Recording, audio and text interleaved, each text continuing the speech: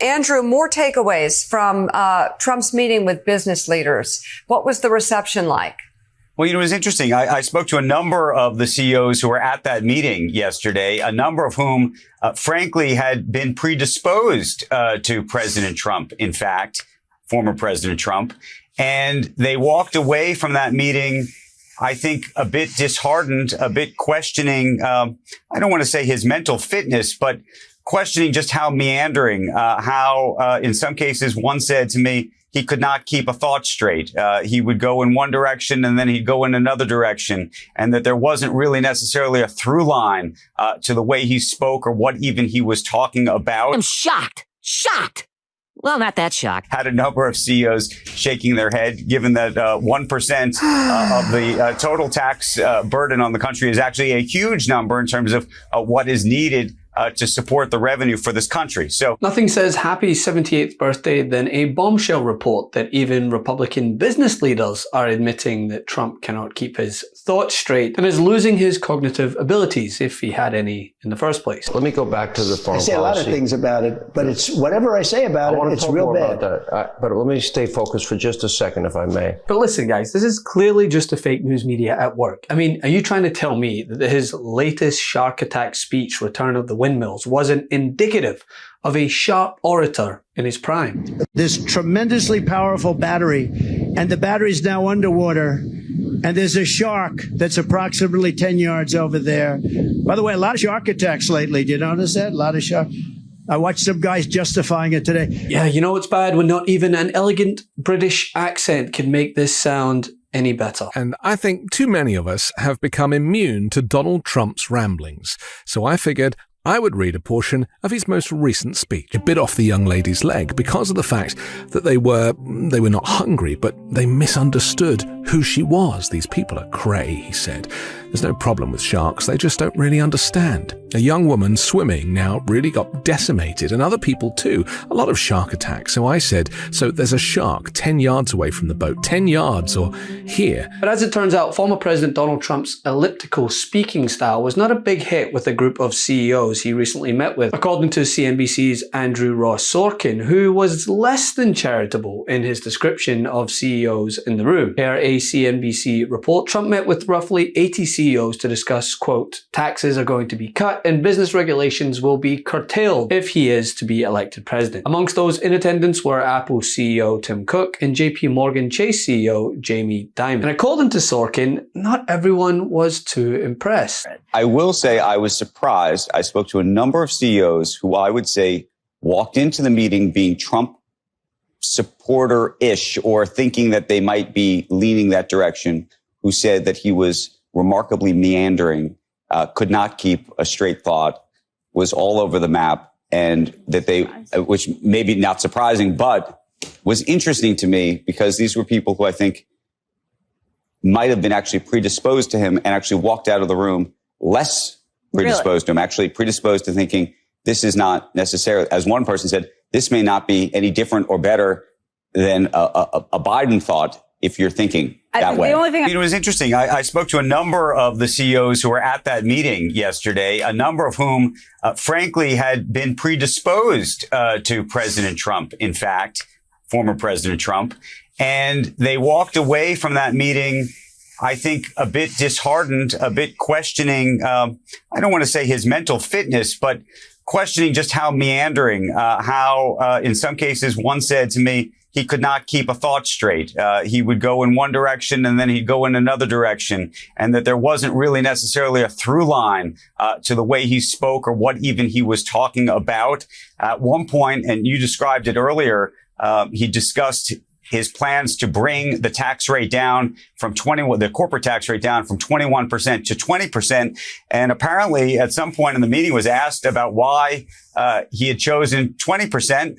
And he said, well, it's a round number.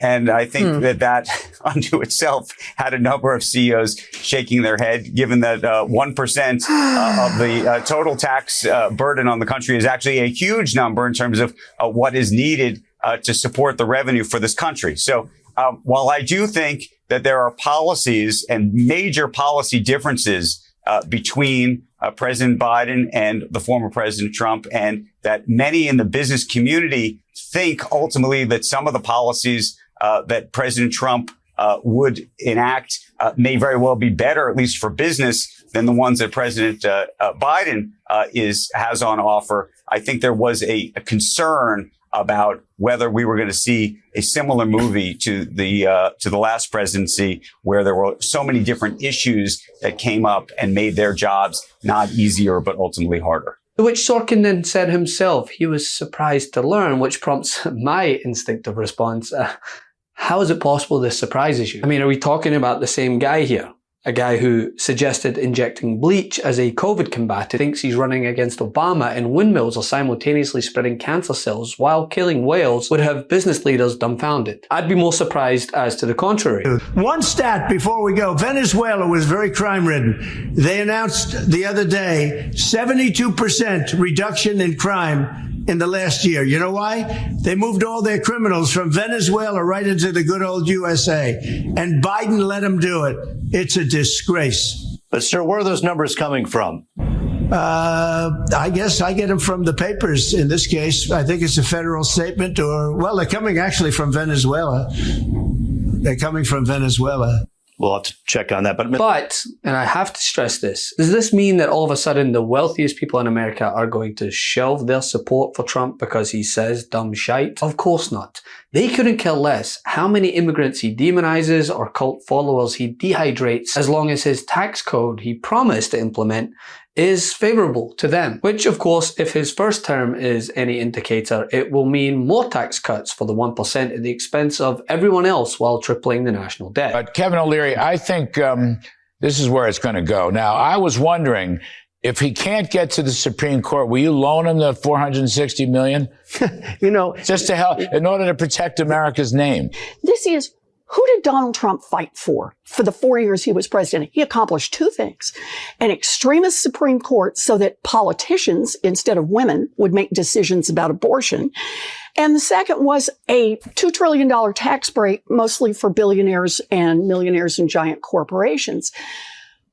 What has Joe Biden been fighting for his time in office? $35 insulin, Medicare drug negotiation, trying to cut student loan debt, get rid of junk fees, biggest climate package literally in the history of the world, and paid for by my 15% minimum corporate tax on billionaire corporations' profits. But there is another thing to take away from this. This report has probably done more damage to Trump's ego than anything else, because being called meandering by CEOs is bound to induce a late night truth social rant. And according to a post by CNBC's Brian Schwartz, executives who heard Trump's pitch said many of his ideas lacked detail, and a person close to one CEO left the meeting saying Trump, quote, doesn't know what he's talking about. All of which, again, is unsurprising if you are truly to listen to what he says on a daily basis at his rallies. And it is a fact that he's a racist. I won't just say, I think he's a racist. He's a racist by any definition of the term. And, you know, you said you're going to give me some facts about Trump. Let me give you some actual facts about Trump and mental fitness. Let's just talk factually. Donald Trump recently confused Nancy Pelosi with Nikki Haley. He claimed he ran against Barack Obama in 2016. He ran against Hillary Clinton. He thought that we're about to enter World War II. We've actually had World War II. If we enter another World War, it'll be World War III. He thinks you can stop a hurricane with a nuclear weapon. He thinks you need ID to buy cereal.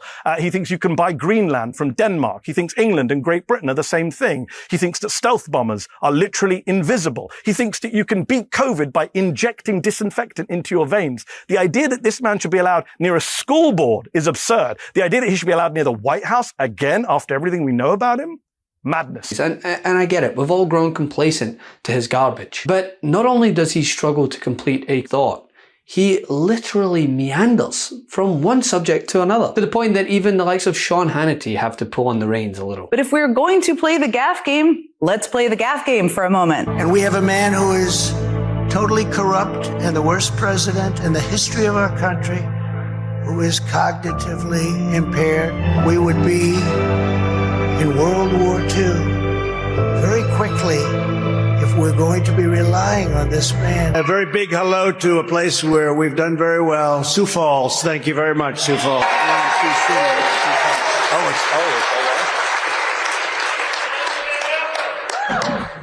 So, Sioux City, he built almost 500 miles of wall. Even the Obama administration says it in their stats. They were interviewing him 2 weeks ago, and they said, what would you advise President Obama? Obama dropped missiles, and they ended up hitting a kindergartner. If that's the case, he's going to end up being indicted when he leaves office. They never report the crowd on January 6th. You know, Nikki Haley.